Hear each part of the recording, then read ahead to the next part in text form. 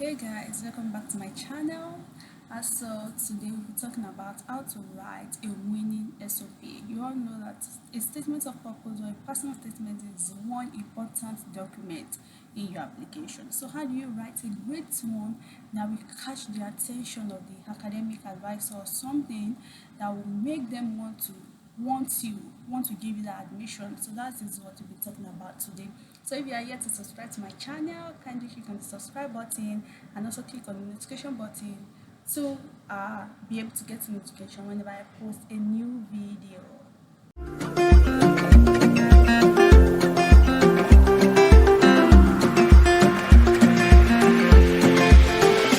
Welcome back guys. So today let's talk about writing a good SOP or personal statement. So before you start writing, what are those things you need to think about? So one thing, you need to write all your achievements. What are the achievements you made during your undergrad days or when you were doing those jobs? For example, now an HR filing and organizing a huge amount of data in a short period of time is an achievement. It shows efficiency. So it doesn't have to be probably you graduated with a first class or a 2-1 something. What are those things? What are those achievements you made that an ordinary person cannot just do? What are those things? Write it down. Another thing is, how has this achievement helped to improve the organization and the society at large? You must note this down. Those are those things you need to note at first before starting to even write anything or draft anything called a personal statement or an SOP. So number 3, how much impact have you made in the community and the lives of people you were working with or people around you? What are those things? What are those impacts you made? What are those volunteer work you've done? How has it impacted the people you were working with or the people in your community?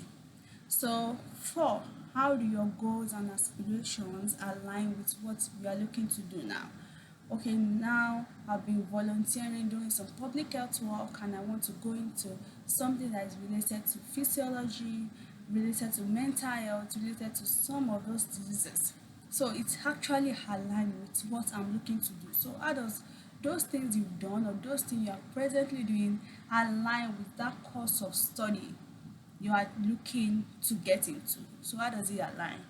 Number 5, what skills and improvement do you gain during all those training you've undergo? So it is something to undergo a training, it is another thing to gain some skills from that training. So you must note those skills down. Write it down. Just do this as something as a draft. What are those skills you gain from doing those things from your undergraduate days? What are those research skills that you gain? If you've done your MSc, what are those skills that you gain during your MSc? It should be more than your undergraduate days. Skills you've gotten, presentation, attending seminars, all those research skills you've gotten. So write all those things down. Just make a draft of it. So how does having you in that department or school be a benefit to them? They want someone that will be a benefit to them. You want something from them. As much as you want something from them, they want you, they need you. How are you of benefit to them and how can they be of benefit to you? So they don't just want anybody, they want someone who can be of benefit to them too. So, and also 7, are you someone you can be proud of as an alumni? Are you someone who had a good integrity, Are you someone that they can see your reference letter and be like, okay, no, we need this person in our community? Are you someone they can actually be proud of? So when you've drafted all those things, you think about your achievements, the list of achievements you've made in that job in your school, or the award you've gotten, or the volunteer work you've done, then you can start thinking of writing your SOP now. So what should be in your SOP? How should it be drafted? So let's start.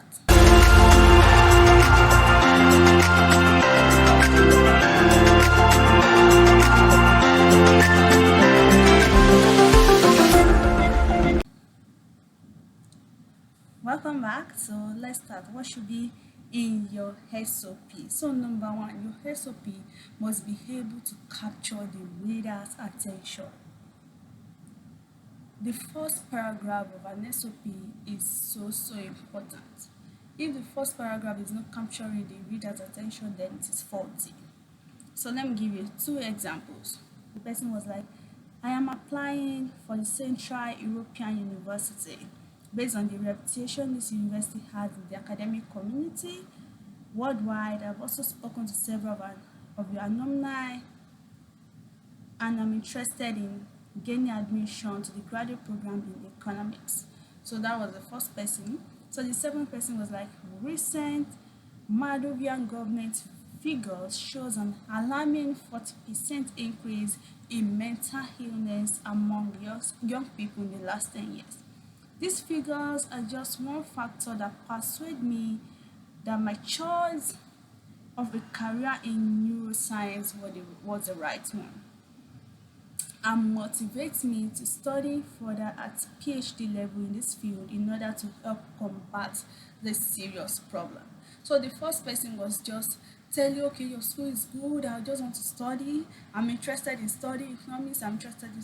But the second person was like providing a problem and showing them he is able to provide a solution. It is a solution they need.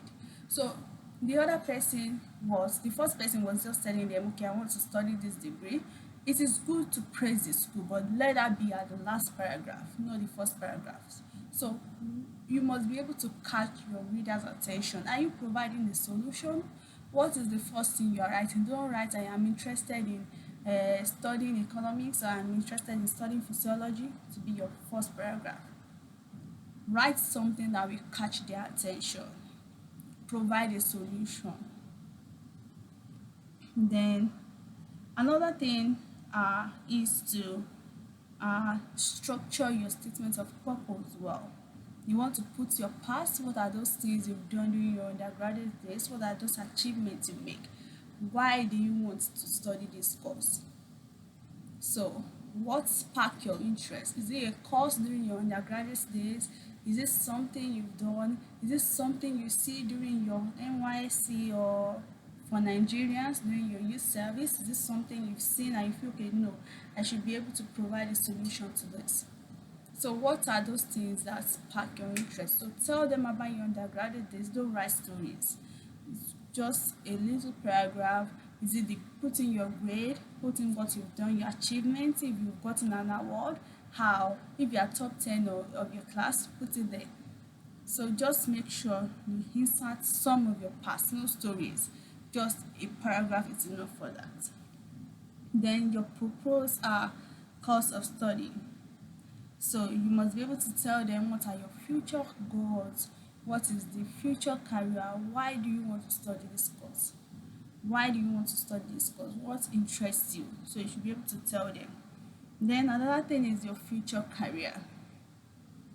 Okay, if you give me this course and I'm able to get into this school, what is my future goals? What am I looking to do for my society? What have I done? What am I looking to do? So what are your future career? So make sure your future career aligns with what you are looking to do in that school. So number one, make sure your first paragraph catch the reader's attention. Make sure you tell them about your undergraduate days, your achievements, your award, your volunteer work, just a short. There is a way to just put all these things together, not more than 2 paragraphs. Then the third paragraph, why do you choose that course? What does that course align with your future career, with your future goals? What do you intend to do with that course? Then number 4, you should be able to tell them why do you choose that school? Who do you intend to work with? Which professor do you intend to work with? Why do you choose this professor? Why do you choose this school? And how does this program align with your future goals? So you must be able to tell them. So make sure you keep the word limits to what they want. Some people don't check this. Some school will tell you they want 1,000 words. You are writing 2,000 words. It's already a failure. So make sure, even if it's possible, write 900 if they ask for 1,000. So make sure you keep to the word limit. Then Don't use too much of big grammars. It is not compulsory. Use a little grammar that shows you are someone who is well learned and know what he or she is writing. Don't use slangs. Make sure there is no slangs. Make sure your word limit is where it should be, and make sure you also use appropriate language, and make sure you edit very well. So you can use Grammarly or all other free editors that are available for you, free language editors that you can use. So use those to edit your words thoroughly.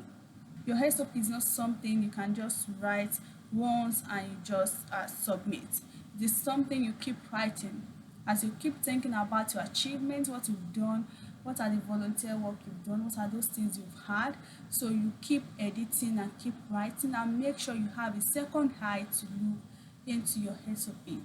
It is very beneficial to have someone help you edit, help you look at it. So there are some things you might be blind into, but when someone look at it, the person can actually say, okay, no, there's a mistake here, there's a mistake here. So make sure to do that. I hope you've been able to learn something today. If you've been able to learn something, kindly click on my subscribe button so you can get a notification when next I post a video. Thank you for joining today. Bye bye.